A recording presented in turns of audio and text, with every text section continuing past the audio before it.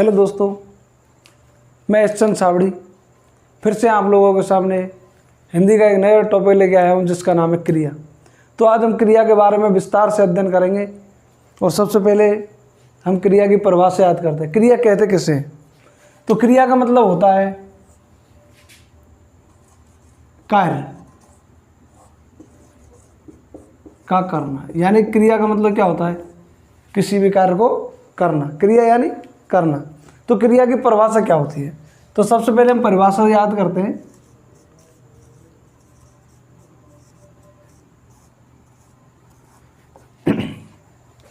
तो क्रिया की परिभाषा मतलब किसी भी वाक्य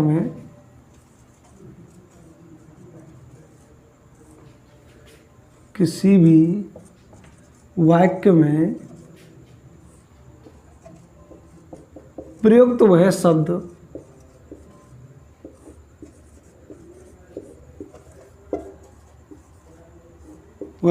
जिसके द्वारा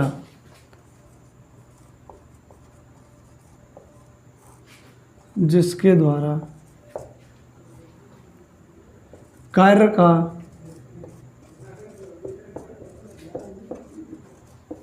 होना या करना पाया जाता है।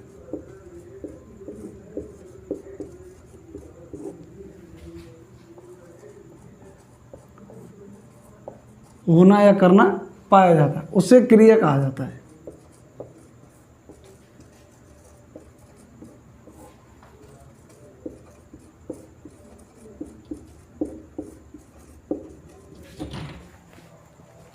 तो ये सबसे सरल और अच्छी परिभाषा है, यानी कि किसी भी वाक्य में प्रयुक्त वह शब्द जिसके द्वारा कार्य का होना या करना पाया जाता है उसे क्रिया कहते हैं। जैसे कि मोहन पुस्तक पढ़ता है। मोहन पुस्तक पढ़ता है। तो इसमें ये मोहन क्या काम कर रहा है, मतलब ऐसा कौन सा कार्य जो इसमें शामिल है? तो इसमें है पुस्तक का पढ़ना, यानी उसका कार्य क्या है? पढ़ना, यानी वह पढ़ाई कर रहा है। तो ये हमारा क्या हो गया? क्रिया। तो इसमें पढ़ता क्या हुआ? क्रिया। इसके बाद आता है कि हमारी जो क्रिया है, क्रिया की विशेषताएं क्या होती हैं? तो हम क्रिया की विशेषताएं लिखेंगे। कुछ विशेषताएं होती है इसकी। तो नंबर 1, यह एक विकारी शब्द है।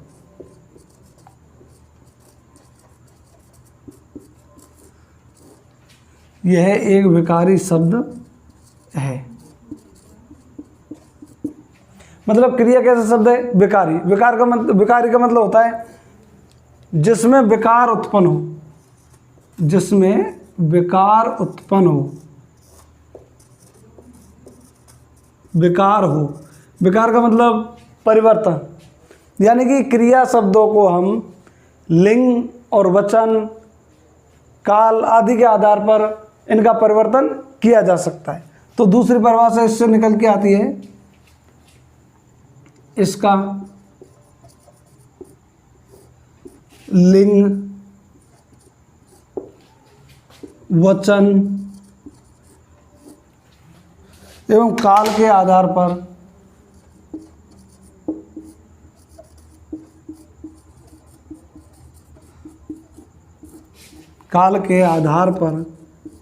परिवर्तन किया जा सकता है। परिवर्तन किया जा सकता है।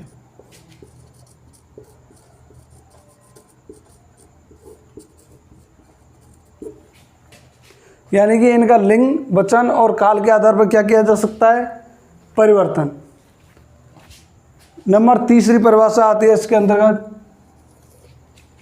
संज्ञा एवं सर्वनाम के आधार पर, संज्ञा एवं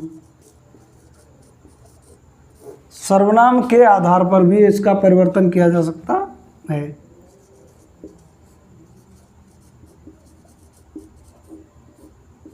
आधार पर परिवर्तित होते हैं।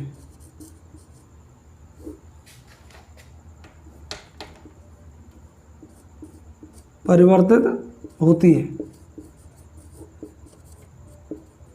यानी कि जो संज्ञा है, वो क्रिया है, वो संज्ञा एवं सर्वनाम के आधार पर भी क्या होती है, परिवर्तित होती है। कैसे होती है, अब हम इसका उदाहरण देखते हैं। जैसे इसका लेते हैं, लिंग के आधार पर सीता गाना गाती है।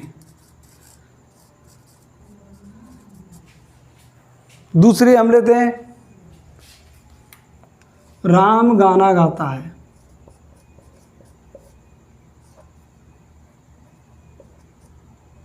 राम गाना गाता है। इन दोनों में देखो, इन दोनों में क्रिया कौन सी है, गाना। इसमें भी क्या है, गाना। लेकिन अंतर क्या है, सीता हमारा कर्ता क्या है, स्त्रीलिंग। कैसा, स्त्रीलिंग। और राम क्या है, पुल्लिंग। तो इसमें जो हमारी क्रिया है, ये हमारी स्त्रीलिंग यानी कि कर्ता के अनुसार परिवर्तित हो गई, लिंग के आधार पर परिवर्तित हो गई। इसमें क्या हुआ, कर्ता हमारा स्त्रीलिंग है तो क्रिया कैसी हो गई, स्त्रीलिंग। यहाँ पे कर्ता हमारा क्या है, पुल्लिंग, तो क्रिया कैसी हो गई, पुल्लिंग। यानी कि यह लिंग के आधार पर भी परिवर्तित होती है। इसी प्रकार सीता क्या है, हमारी संज्ञा, और राम क्या है, ये भी संज्ञा। तो इनके आधार पर भी हमारा यह परिवर्तित हो गया। अगर हमारा संज्ञा स्त्रीलिंग है तो क्रिया स्त्रीलिंग, अगर संज्ञा शब्द हमारा पुल्लिंग है तो क्रिया भी पुल्लिंग के आधार पर। आप इसका स्क्रीनशॉट ले सकते हैं।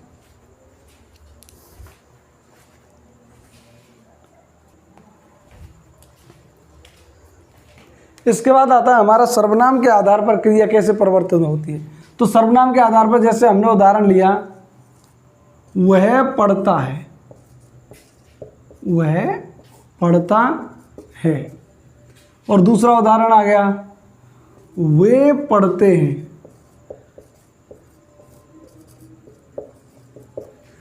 अब इसमें देखते हैं कि वह हमारा सर्वनाम क्या है, एक वचन। सर्वनाम कैसा है, एक वचन, एक वचन हो गया। तो हमारी क्रिया भी क्या हुई, एक वचन। यानी कि हमारा सर्वनाम एक वचन है तो क्रिया भी एक वचन। अगर यहाँ हुए आ गया, ये कैसा हो गया हमारा, बहुवचन, तो क्रिया भी किसकी होगी, हमारी बहुवचन की। तो ये वचन के आधार पर भी होते हैं और हमारा सर्वनाम के आधार पर भी परिवर्तित होते हैं। इसके बाद आता है हमारा काल के आधार पर क्रिया का परिवर्तन। तो काल के आधार पर कैसे होती है, जैसे उदाहरण के तौर पर हम देखते हैं,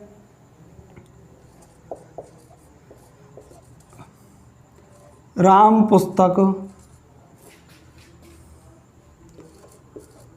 पढ़ता है,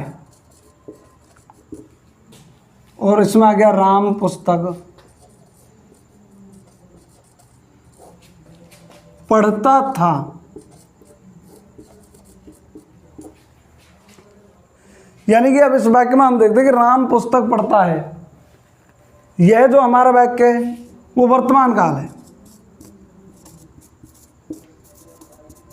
तो इसमें क्रिया कौन सी हुई, हमारी वर्तमान काल की क्रिया है, यानी कि पढ़ता है वर्तमान काल। और इसमें हमारी जो है, इसमें जो क्रिया है पढ़ता था, भूतकाल की क्रिया हो गई। यानी कि इसके आधार पर हम कह सकते हैं कि जो हमारी क्रिया है वो काल के आधार पर भी परिवर्तित होती हैं। इसके बाद अब हम पढ़ेंगे आगे क्रियाओं के प्रकार।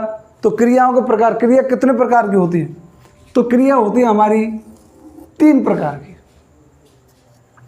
पहली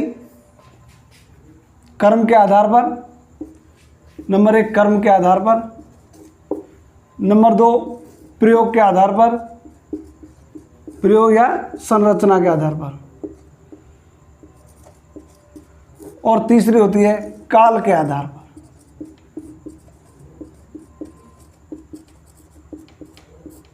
इनके बारे में हम तीनों के बारे में विस्तार से चर्चा करेंगे। पहले आप इनका स्क्रीनशॉट ले सकते हैं।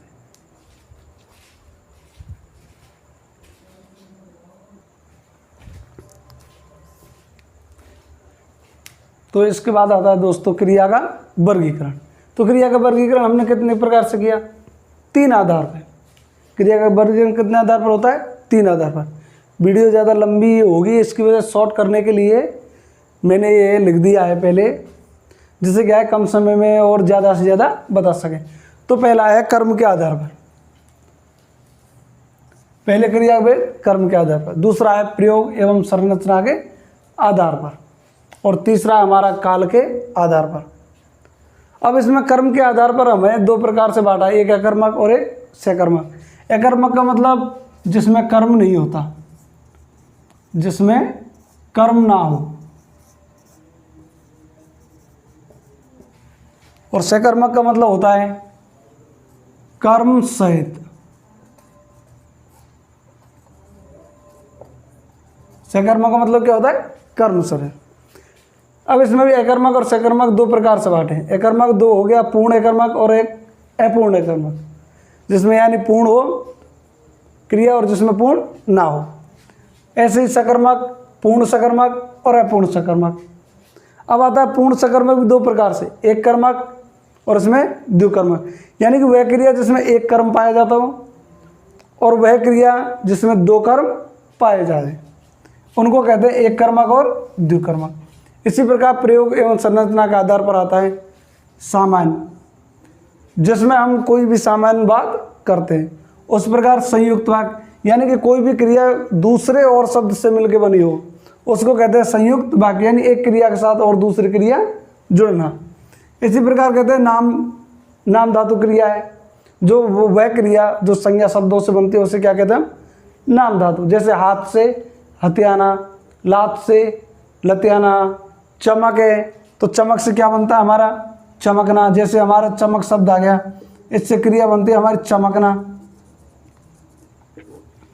इसी प्रकार प्रेरणार्थक क्रिया, प्रेरणार्थक क्रिया का मतलब होता है जब हम किसी कार्य को दूसरों से करवाया जाता है, उसको कहते हैं प्रेरणार्थक क्रिया। विस्तार से हम इसके बाद में सारी क्रियाओं के बारे में विस्तार से चर्चा करेंगे। इसके बाद आता है पूर्वकालिक क्रिया। पूर्वकालिक क्रिया का मतलब है दो क्रियाएं जब एक साथ हों और एक कार्य होने के पहले जो पहले कार्य होता है, यानी दो कार्य जब एक साथ होते हैं और जो पहले वाला कार्य होता है उसमें जो क्रिया होती है उसे कहते हैं पूर्वकालिक क्रिया। जैसे कि यदि तुम पढ़ते तो पास हो जाते, तो पहली क्रिया पढ़ना, दूसरा हो जाना, यानी कि पढ़ते तो पास हो जाते। तो पूर्वकालिक जो क्रिया पहले आती है वो होती है हमारी पूर्वकालिक। इसी प्रकार सहायक क्रिया, एक क्रिया की सहायता करने के लिए जब दूसरी क्रिया प्रयोग में ली जाती है और जिससे वाक्य पूर्ण हो जाता है उसे कहते हैं सहायक क्रिया। इसी प्रकार कृदंत सजाती है। अब इसमें एक बात आती है, जो ये पांच क्रिया हैं हमारी पहली एनसीईआरटी के मान्यता अनुसार पांच क्रिया मानी गई हैं, यानी कि एनसीईआरटी में कितनी क्रिया हैं? पांच। और एग्जाम में आने पर इन्हीं पांचों क्रियाओं को माना जाएगा, तो इनको याद रखना होगा। एनसीईआरटी के अनुसार हमारी कितनी है? पांच। इसके बाद आता है हमारा काल के आधार पर। पहला है भूतकाल है, भूतकाल में सामान्य भूतकाल। इसी प्रकार वर्तमान में भी सामान्य होता है और भविष्य में भी सामान्य होता है, यानी कि तीनों क्रियाएं जो सामान्य है वो भूतकाल में भी होंगी, वर्तमान काल में भी और भविष्य काल में हो। इसके बाद आता है भूतकाल में आसन। आसन का मतलब होता है कोई कार्य ठीक तुरंत अभी अभी हुआ। आसन का मतलब होता है अभी अभी, यानी कि ठीक अभी अभी जो कार्य हुआ है वो क्रिया हमारी आसन में होंगी। पूर्ण, जो कोई भी कार्य अगर भूतकाल में हो चुका हो तो उसे कहते हैं हम पूर्ण। इसी प्रकार अपूर्ण आता है, यानी कि कोई कार्य भूतकाल में हुआ है लेकिन अभी भी पूरा हो गया या नहीं हो गया या चल रहा है, इसका पता नहीं होता, तो उसे कहते हैं हम अपूर्ण। जैसे राम पुस्तक पढ़ रहा होगा भाई, या फिर पढ़ ली होगी, अब पढ़ तो रहा था पूर्ण, ये पूर्ण नहीं हो पाई इसमें। इसी प्रकार संदिग्ध, यानी कि उसमें भी संदिग्ध होता है, संशय जिसमें होते हैं उसको कहते हैं हम संदिग्ध, यानी कि संभावना तो भविष्य में आता है जिसमें संशय बनी हो। इसी के साथ आता है हेतु हेतु मद। अब आता है हमारा वर्तमान, इसमें भी सामान्य होता है और पूर्ण, यानी कि हमारा भूतकाल और वर्तमान काल दोनों में सामान्य और पूर्ण होते हैं। और एक आता है इसमें संदिग्ध। इसके बाद में हमारा है आज्ञार्थक, यानी कि जिसमें कोई कार्य करने के लिए आज्ञा दी जाए उसको क्या कहते हैं हम, आज्ञार्थक। और जो किस में चलता है हमारा, वर्तमान काल और भविष्य काल, ये हमारी दो क्रियाएं, पहली आज्ञार्थक और एक संभाव्य, ये दोनों हमारी किस में चलती हैं, भविष्य में चलती हैं और वर्तमान में भी चलती हैं। तो आप इसका स्क्रीनशॉट ले सकते हैं, जिसके बाद क्या हम इनको सबको विस्तार से अच्छी तरह से समझा सकें। आप एक बार स्क्रीनशॉट ले लीजिए।